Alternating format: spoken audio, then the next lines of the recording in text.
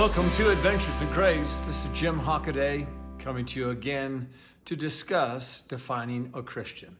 Number one, we do the videos here at Adventures in Grace to help encourage, enlighten, and open the heart and mind to the idea that God should be and wants to be more involved in your life. Could you answer that question? Very simply, does God want to be more involved in your life? Would you like God to be more involved in your life? Would you like to see the evidence of God in your life on a more regular basis?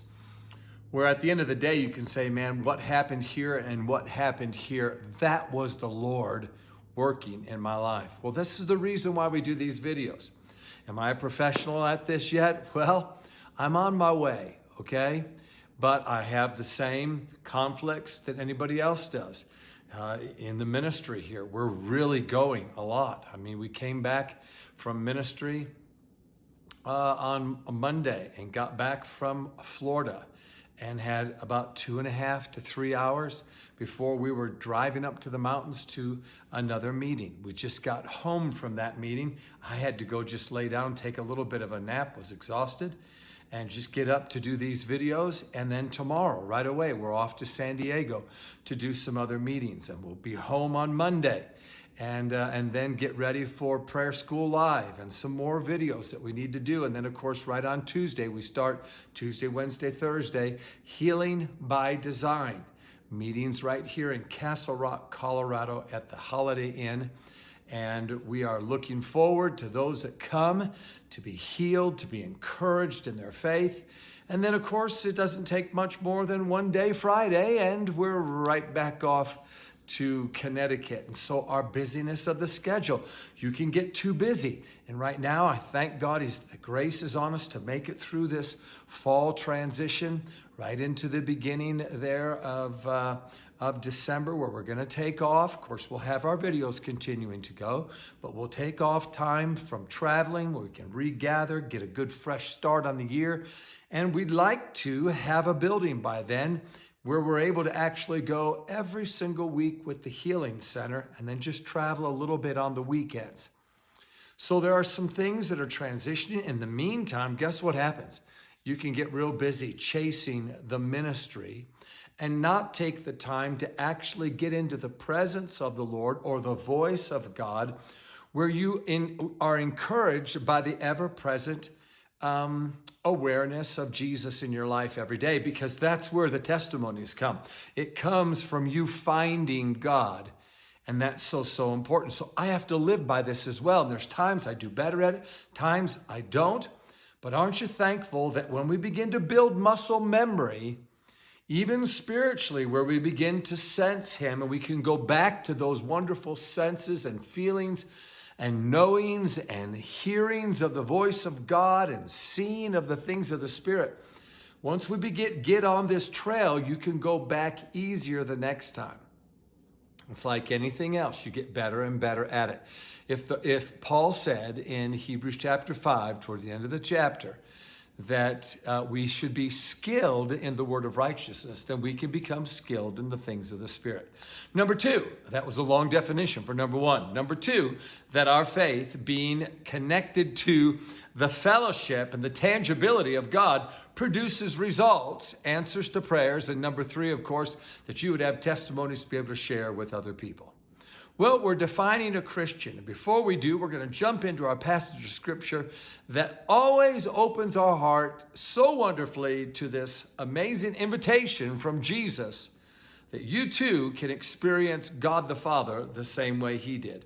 And it says in Matthew 11:27-30, now Jesus resumed talking to the people, but now tenderly, the Father has given me all these things to do and say. This is a unique Father and Son operation coming out of Father and Son intimacies and knowledge. No one knows the Son the way the Father does, nor the Father the way the Son does.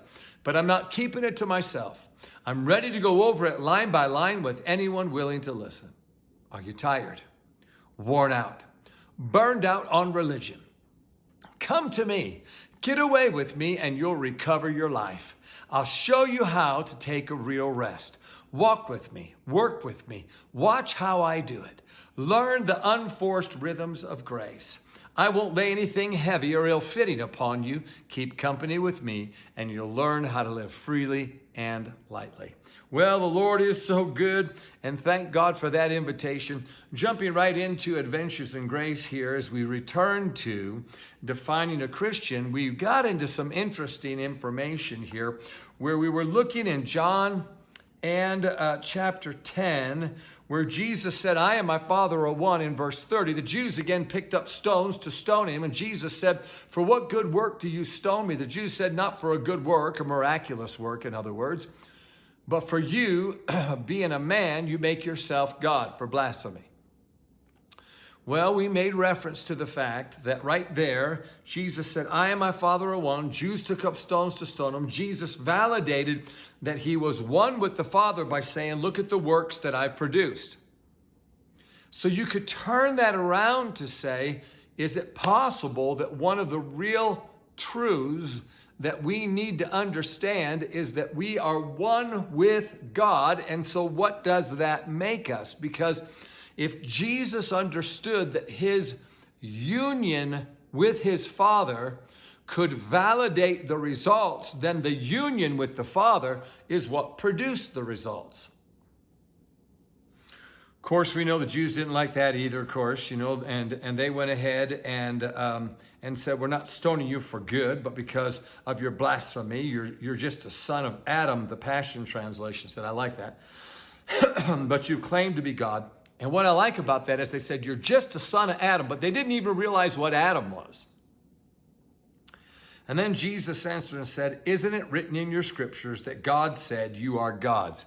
And that's where we left off. I'm going to go back over to that, and that is in Psalm 82. Psalm 82. And we'll even start right there at the very beginning. And this said in the Passion, arise, for God now comes to judge as he convenes heaven's courtroom. And heaven's courtroom, it says, now God stands in the assembly of the angels, and he will judge in their midst. Well, actually, the word there is Elohim. You could say Elohim stands in the congregation of Elohims. And one of the definitions of Elohims could be angels, obviously God, and then representatives. But here's the interesting thing. Jesus, come on, Jesus, the Word incarnate, he used this passage here to say that why would you think it's so strange for me to say I am the Son of God if God actually revealed to you that you are gods? So he used this passage toward even the Pharisees, which again is the reason why I said I like the idea that they said, well, you're just a son of Adam, because it reveals to me they didn't get it. They didn't understand what God really made. No, they understood those scriptures, because the first 5 books of the Bible, they had to memorize. So yes, they understood very, very well that in the beginning, Elohim created the heavens and the earth. And they understood verse 26 and 7, where God said, let us make man in our image and in our likeness. Like God, the Living Bible said, like God did God make man. He made us what?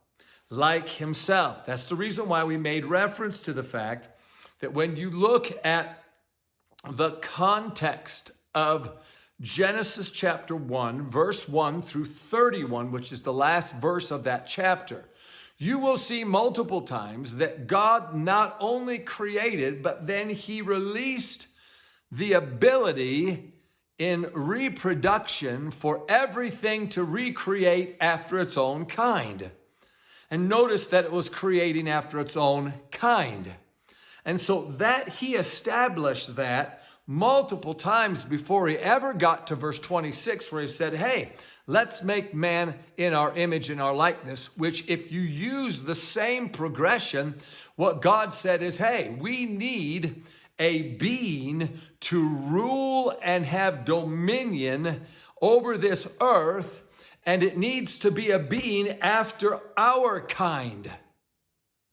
And what would that make man? A God kind of being. Now, an angel is not a God kind of being. An angel is a spiritual being, but not made in the image and likeness of God. There's a difference. Now, we certainly have a reverence, an awe, and a respect for the spiritual beings of light that come to help us. Ministering spirits sent to help those who are heirs to salvation, that is, the sons of God. Amen.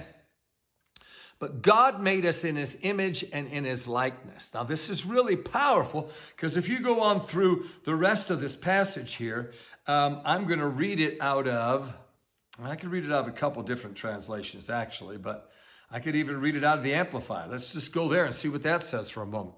God stands in the assembly or the representatives of God. Or you could say it this way, without the brackets. God stands in the assembly of God. In the midst of the magistrates or judges, he gives judgment as among the gods. This is really good because, again, that word Elohim does mean magistrates and judges and representatives and angels and God himself. So if you were going to put one of those on you being human and you were called an Elohim, which one would you put on you? Are you God, the God? No. Are you an angel? No. Are you a magistrate? Well, in a sense, we are a magistrate to carry the kingship of God's message and the dominion over all the works of God's hands. Are you a judge? Well, in a sense, you are. You are a judge over your own life. You make decrees and you make decisions and you give, if you will, to yourself correction or adjustments as someone who's a judge over your own life. And then another word is representative. Are you a representative? And if you are, of whom? If God made man in his image and his likeness, then he made man as a representation of himself. You say, are you sure about that? Well, actually, the words image and likeness mean representation and manifestation. We are a representation of God and we are a manifestation of God. Now, this is very interesting. As a representative, we're able to function like God and actually forecast what God looks like or what Jesus looks like by us humans or we taking responsibility over whatever responsibility he gives us. I think I made that simple. If God made us to have dominion over all the works of his hands here on the earth, and how we take that responsibility seriously then becomes a representation of God. Now, it also says we're a manifestation of God. So I like that a lot because people are always looking for the manifestation. I believe I'm healed, but I'm waiting on the manifestation. Well, if you're a manifestation of God, that really means that God's manifestations are actually in you. So the healing that Jesus provided is in you to come to the surface and drive out all sickness and all disease. Let's take this moment as representations and manifestations. Now, I know already, I don't know the exact number, but I know there's at least 1,500 plus subscribers on Adventures in Grace. In that 1,500, there may be some of you, maybe more than some, maybe quite a few. But I'm not going to assume. I'll just say there may be some of you that are struggling physically because I've got a lot of prayer requests on my desk for people struggling with tumors and struggling with sicknesses that they can't get rid of and they don't even know what they are. And the doctors, are befuddled as far as what is this? I don't know. You see, the devil wants to use any foothold he can to get in the door, and through COVID, such fear was spread throughout the world, not just the United States, but throughout the world concerning health problems. that then you'll see an uptick of people yielding to things and not having, if you will, the audacity to look those things straight in the face and say, you mean nothing to me. I demand that you leave, and I'm not going to give you the energy of my soul to even take time with you because I don't have time to be sick. See, there's a means of rejecting somebody at the door, which is easy to keep it closed or to crack it and then close it again and say, you're not coming in. Then to open the door, let them in, and then try to get them out. And we believers in God have been believing in sickness, opening the door, letting it in, and then trying to get God to help us to overcome the fact that we got something in our house. Instead of just keeping it on the outside of the house. I mean, just because someone rings the doorbell, I don't really have to answer. I mean, seriously, I don't have to answer. You say, wow, you're really rude. Well, it depends on how you look at it. I mean, if somebody is out there trying to harm me, am I being rude to not answer, or would that actually being smart? I think you look at that and said, 15 people had bad people show up to their houses, 14 let them in, and there were some really horrible things that happened. You seem to be the only one that didn't let them in, but that sounds a little bit rude. And I'd say, well, would you rather be rude and healthy and have your family intact, or would you be so nice as to let somebody that's not nice and has wrong motives in your house? Come on, we're saying some things that are important here. Jesus used this phrase from this passage, and he tied it to the Pharisees, and those weren't even the good guys in a sense, but they were religious people. But Jesus was tying it to them because they were human beings. And maybe there's more to us being human, which would then make it really a lot more for us being in Christ than we've given ourselves credit for. So let me read on just a little bit. You heard what I said here. It said in verse 1, Amplified, God stands in the assembly of God in the midst of the magistrates or judges. He gives judgment as among the gods. How long will you, magistrates and judges, judge unjustly and show partiality to the wicked? Do justice to the weak and fatherless, maintain the rights of the afflicted and needy, deliver the poor and needy, rescue them out of the hand of the wicked. The magistrates and judges know not, neither will they understand. They walk on in the darkness. All the foundations of the deep, the fundamental principles upon which rests the administration of justice, are shaken. I said, in other words, all that part shows you that God's addressing individuals that are not taking their responsibility as they should, and they're letting all kinds of things go through the cracks. And God's relying upon them because he obviously gave them authority to make judgments. He's not saying, hey, you guys, you didn't ask me.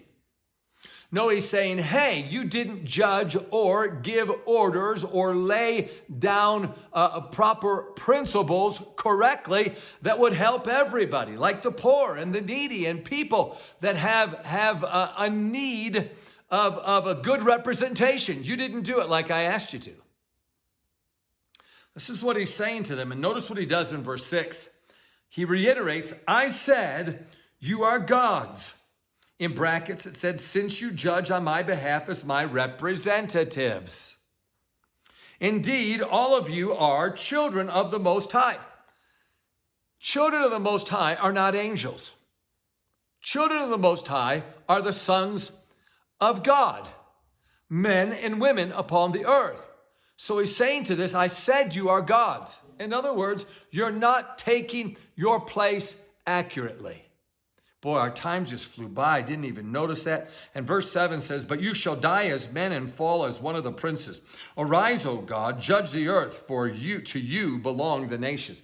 Isn't that interesting that these are individuals that God has put in positions that believes in their ability to represent him properly. And yet he says, because you're not taking your place, you're going to just end up just like everybody else. Which means God seems to really delight in having individuals that are leading and demonstrating and representing him in a manner that, like the Pied Piper, if you play it just right, everybody will follow. Well, instead of making people follow like the blind, have the blind follow and then they end up in a ditch, What if those that were representatives as gods in the earth, what if they represented God correctly and people began to find out what it means to be a real human being? And therefore, what would it be like to be a real Christian? Well, we've discussed some really awesome stuff. We're going to just kind of tie up with it the next time. Thank you for being with us. Please go to jhmi@jimhockaday.com. That's jhmi@jimhockaday.com. That's our email. And send us your great stories. Let me just encourage you. There's a lot of stories out there that haven't been sent in. Come on, it's just a simple email. You look at emails every day. You can take 5 seconds. Well, let's just put it this way. You can take 5 minutes or less and write out just a little story of what the Lord's doing. Remember, every story that we have opens the mind of someone else to then open their heart to have the same. See you next time.